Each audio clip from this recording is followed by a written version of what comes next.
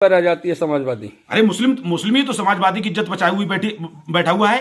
खाली मुसलमान जिस दिन समाजवादी को छोड़ देगा तो यादव तो पहले ही छोड़ चुका है। यादव तो पहले ही छोड़ चुका है। जिस दिन मुस्लिम समाजवादी को छोड़ देगा तो उस दिन समाजवादी खत्म हो जाएगी। आप कल ही देख ले, कल ही माननीय अखिलेश जी बरेली उतर के मुरादाबाद गए तो किसी भी यादव को वहां स्वागत के लिए नहीं बुलाया गया। कोई भी बड़ा हमारे क्या नेता नहीं बरेली में।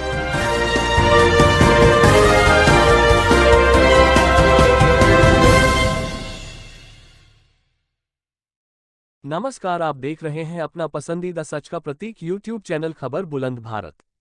बीएसपी नेता ने कहा, सपा सुप्रीमो भाजपा का खौफ मुसलमानों को दिखाकर भाजपा को मजबूत करने का काम कर रहे हैं। बरेली से खबर बुलंद भारत के लिए कामरान अली की रिपोर्ट।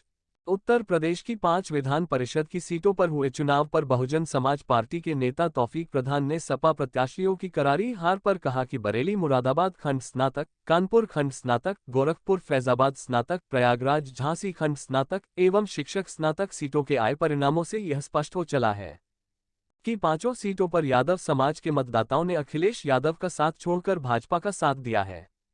वहीं मुस्लिम मतदाताओं ने एक बार फिर सपा प्रत्याशियों को वोट देकर सपा का सहयोग किया है। बसपा नेता तौफीक प्रधान ने कहा कि आज प्रदेश में भाजपा को सत्ता से बाहर करने के लिए मुसलमानों को बसपा के साथ आना होगा, क्योंकि सपा सुप्रीमो अखिलेश यादव भाजपा का खौफ मुसलमानों को दिखाकर भाजपा को मजबूत करने का काम कर रहे हैं। तौफीक प्रधान ने कहा, जब तक दलित मुस्लिम का गठजोड़ नहीं होगा तब तक भाजपा को हराना किसी के बस की बात नहीं है। इस संबंध में बसपा के नेता तौफीक प्रधान ने पत्रकारों को बताया।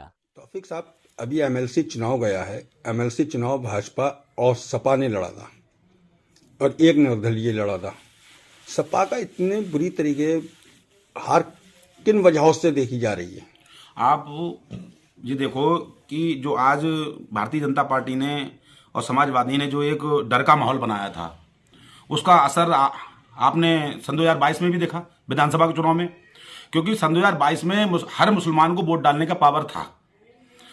इस वजह से समाजवादी दूसरे नंबर की विपक्ष पार्टी मजबूत हो गई, क्योंकि खुद स्वयं यादवों ने साथ छोड़ दिया।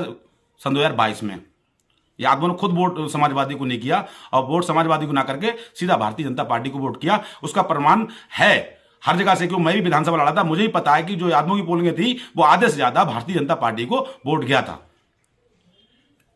आज जो चुनाव एमएलसी का हुआ है, आज आप देखते हो कि हमारे मुस्लिम समाज में ग्रेजुएशन बहुत कम लोग हैं। तो आज भी देख रहे हैं आप कि आज भी इसमें एमएलसी के चुनाव में हमारे मुस्लिम भाइयों ने समाजवादी को वोट दिया, मगर वो समाजवादी की जमानत भी नहीं बचा पाए। आप ये मानते हो कि यादव समाज भी अच्छा खासा पड़ा हुआ। माननीय मुलायम सिंह जब मुख्यमंत्री बने थे तो उन्होंने ज्यादा से ज्यादा अपने समाज को मजबूत किया था और ज्यादा से ज्यादा उन्होंने पढ़ाने लिखाने की बात करी थी। तो आज जो जब से अखिलेश भैया जो उनके राष्ट्रीय अध्यक्ष बने हैं समाजवादी के, तब से उनका खुद समाज उनको छोड़ के जाने लगा है। उसका भी आपने रीजन देखा होगा आजमगढ़ के चुनाव का।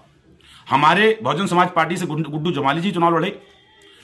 दलित वोट जितना भी था गुड्डू जमाली जी को पड़ा, मुस्लिम वोट जितना था वो धर्मेंद्र यादव जी को पड़ा, और जो आज आजमगढ़ में 40% जो यादव समाज है वो जाके टोटल जाके निरहुआ यादव को पड़ा, जो भारतीय जनता पार्टी के प्रत्याशी थे।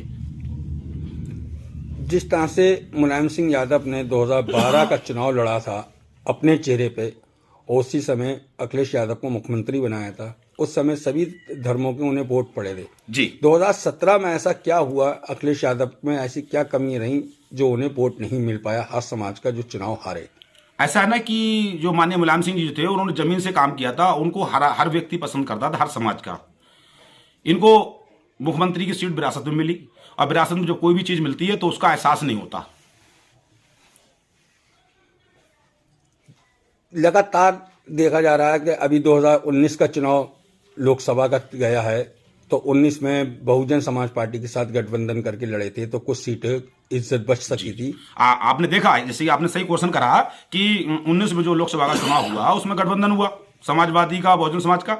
तो आप ये देखने की बात है कि जब समाजवादी 5 सीटें जीती और बहुजन समाज पार्टी 10 सीटें जीती, वो क्यों जीती? कि वहां पर दलित और मुस्लिम का गठजोड़ हो गया और एक तरफा वोट पड़ा। इस वजह से बहुजन समाज पार्टी 10 सीटें जो लोकसभा की जीती और समाजवादी मात्र 5 सीटें जीती।